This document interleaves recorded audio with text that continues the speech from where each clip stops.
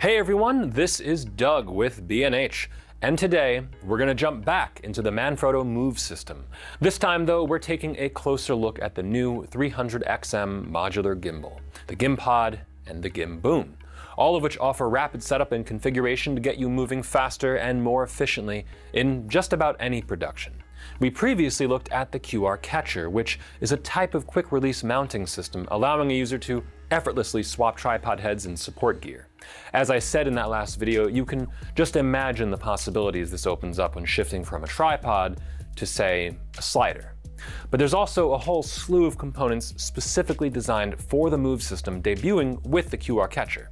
The star of the show here is Manfrotto's Modular Gimbal, which really does live up to its name. Both the handle and the rear handle are removable, with locking mechanisms making the gimbal easy to store in its included carrying case. Now, I've already balanced this unit earlier, but to give a quick walkthrough, like any gimbal, you have to balance each axis to fit your camera and lens combination. For this unit, you can balance tilt, then roll, and finally the pan axis, getting the camera to stay in place before you even turn the gimbal on.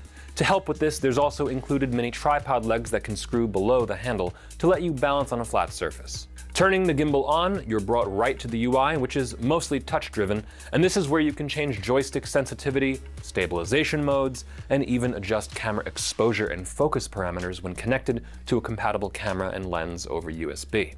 There is indeed record and half-press focus support here too, again, provided by select camera compatibility, so you'll definitely want to check Manfrotto's website for a full list. You have follow modes, including pan follow, pan tilt follow, and FPV, which can all be engaged via the M button. For the most part, I prefer PTF mode here, and the combination of both handles gives you leverage in making smoother camera moves. There's also a lock mode, which keeps the camera locked into position regardless of how you move the gimbal. This is ideal for backwards and forwards walking shots where you may want your subject to stay perfectly centered the whole time. While the joystick is the primary way to move the gimbal head, you can also assign movement to the wheel on the side, giving you a steadier hand on the grip while your other hand controls tilt, pan, or roll.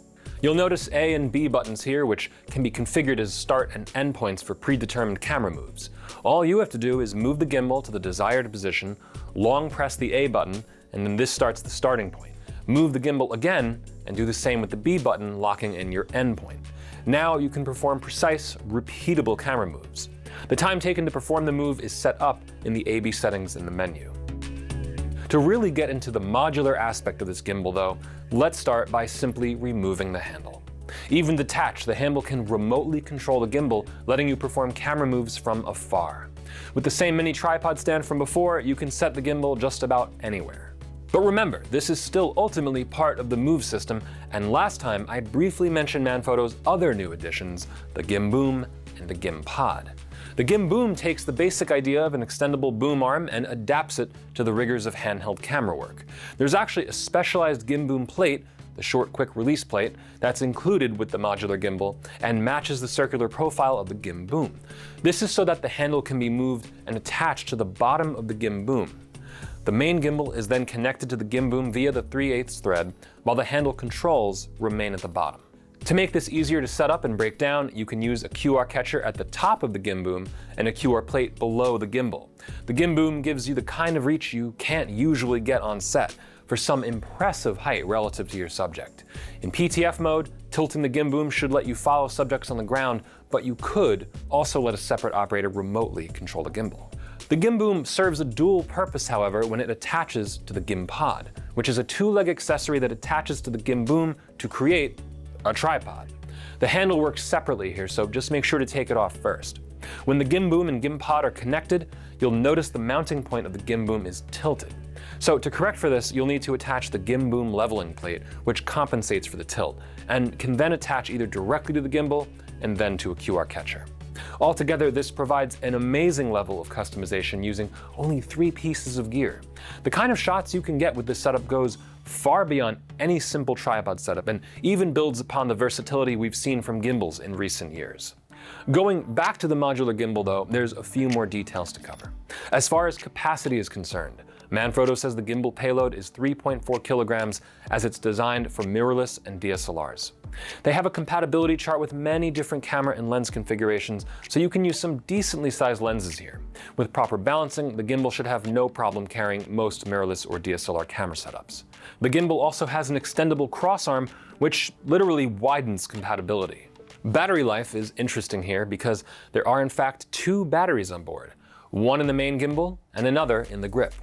When they're detached, they of course work separately, but when attached, they combine to provide up to 10 hours of use. Even better, when charged through the gimbal's USB-C port, both batteries are charged. When separated, there's also a USB-C port on the bottom of the grip for charging that as well. The modular gimbal comes with pretty much everything you'll need to get shooting. On top of the rear handle, and tripod, you also get the GimBoom plate, a riser base plate, a lens support, multiple 1/4-20 and 3/8/16 screws, a thread adapter, a USB cable for charging, and 7 USB cables for camera control. If you look at the markers along each axis, you'll see a movable notch with a red dot on it that can be moved into your balanced position. These are simply balance markers to help you get back into the right position when setting up your last used camera setup. There's also a whole slew of features built into the modular gimbal that we didn't get to take a look at. When in remote control mode, you can direct the gimbal to move the gyroscopic sensors, allowing your hand movement to do all the work. No joystick needed. There's also a time-lapse function that lets you choose time-lapse duration, playback frame rate, and interval, and it can even control your camera to take care of the shutter release, counting the frames taken in the process. There's even the inception mode, which tilts the camera 90 degrees upward and lets you perform infinitely rotating camera moves. So that's it for the Manfrotto 300XM Modular Gimbal. On its own, it's a fully featured gimbal that's excellent at smoothing out camera movements, along with producing impossibly smooth time lapses and panoramas. But once you combine it with the GimBoom and Gim-Pod, you're looking at a far more capable camera package to bring with you on your next production. For content creators who want to grab some stunning camera moves, I can't think of a faster, easier way to get it done. I'm Doug with B&H, and I'll see you next time.